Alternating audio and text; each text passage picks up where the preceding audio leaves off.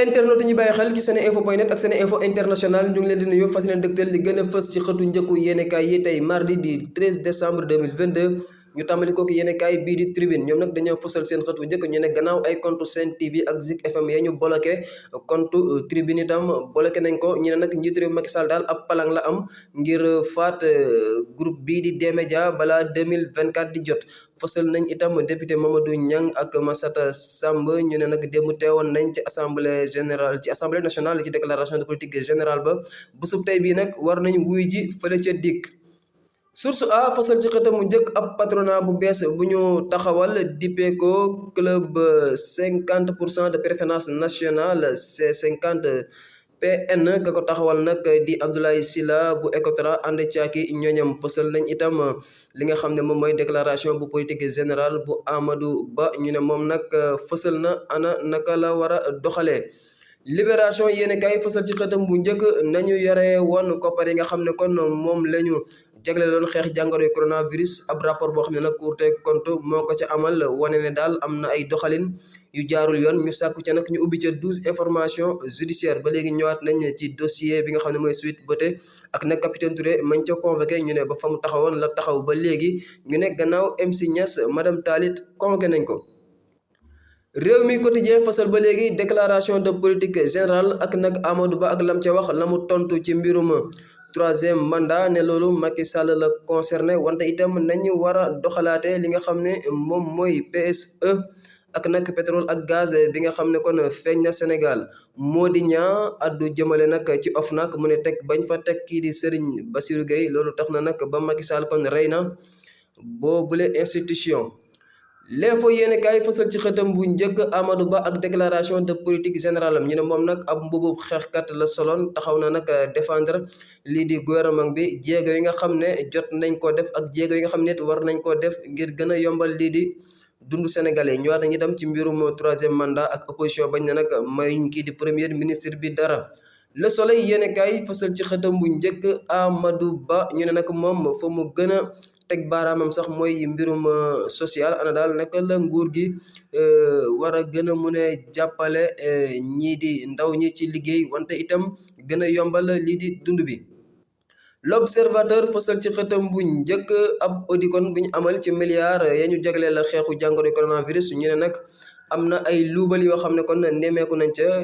ñëwaat nañ itam ci déclaration politique générale bu Amadou Ba projet yaak programme ya Yewwi Askan Wi déposé motion de censure ak nag mbirum troisième mandat. Les Échos fësal ci xëtam bu njëkk motion de censure ba nga xam ne kon ay député yi opposition ñu ne dinañ ko déposé ngir nag sàkku ñu daaneel lii di gouvernement bu Amadou Ba ñu ne moom la Amadou Ba sax jeudi war na teewaat ci assemblée nationale ñu war nañ itam ci Abdoulaye Sylla bu Ecotra ak i ñoñam taxawal ab syndicat patronal bu bees dippee ko club 50 préférence nationale.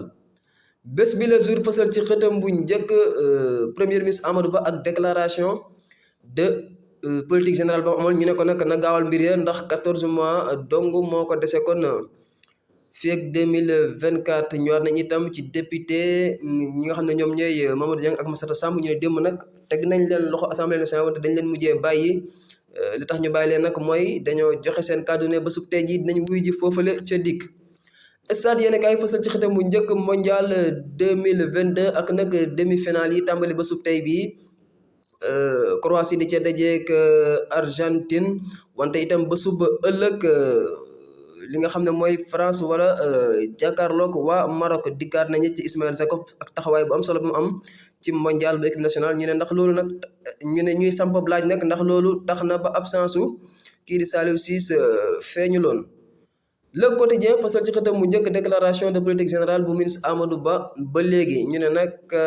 wax na nag ana naka la ñu war a doxalaatee lii di PSE bi ak journaliste yi nga xam ne nag yuuxu nañ fa ne nañu libéré kii di Pape Alé Niang mbirum troisième mandat. Enquête yéen kaay ba léegi njiitu réew mi wala bokk njiitu jëwriñ yi Amadou Ba la fësal ñu ne moom nag fi mu nekk nii mission commando la comme daal ab commando la boo xam ne njiitu réew Macky Sall yebal na ko ngir nag ñu mën a gën a jooyantuwaat yenn yi nga xam ne doxul ci biir réew mi fësal nañ itam journaliste yi nga xam ne démb ñu ne bett nañ premier ministre ak député ya gannaaw bi nga xam ne nag dañoo jékki-jékki rek yuuxu ne nañu libéré kii di seen naataango Pape Alé Niang. Direct News ñëwaat ba léegi ci déclaration de politique générale bu Amadou Ba ñu ne moom nag lam fa wax dal na xel. Sud Quotidien fasal ci xëtam mu njëkk ba léegi premier ministre Amadou Ba déclaration de politique générale am ak nag motion de censure ba nga xam ne opposition ba muy député opposition dinañ ko ca wala boog nee nañ dinañ ko amal ngir kon sàkku ñu daaneel Amadou Ba gouvernement. Walf Quotidien fasal ci xëtam bu njëkk déclaration de politique générale ba ñoom nag ñu méngale kook ab procès bu troisième mandat ak it Amadou Ba ma nga xam ne nag mu ngay sàkku ca ñoñ politique yi ñu bàyyi daal seen xiro yeeg ngaayoo yi te nag jublu ci liggéey. Le Témoin fasal ci xëtam bu njëkk ba léegi premier ministre Amadou Ba déclaration de politique générale ñu dikkaat nag ca poñ ya nga xam ne moom lañ ca gënoon a ràññee ñëwaat nañ itam ci Ousmane Sonko coup de pied boobu Madiéry boobu nga xam ne defoon na ko nag ñu ne fi mu nekk ni nag loolu moo def buzz bi. Vox Pop fasal ci xëtam bu njëkk moom lañ koy jeexalee sax déclaration de politique générale bu Amadou Ba léegi moom nag wax na ana naka la nguur gi gën a mën a taxaw ngir lii di dund bu cher bi ñu mën kaa wàññi ak it ñàkk gi nga xam ne nemmeeku nañ ko ci réew mi ñu gën caa mën a indi ay saafara fasal nañ itam député Massata Samb ak Mamadou Niang ñu ne nag tey ji suba war nañ wuy ji fële ca dikk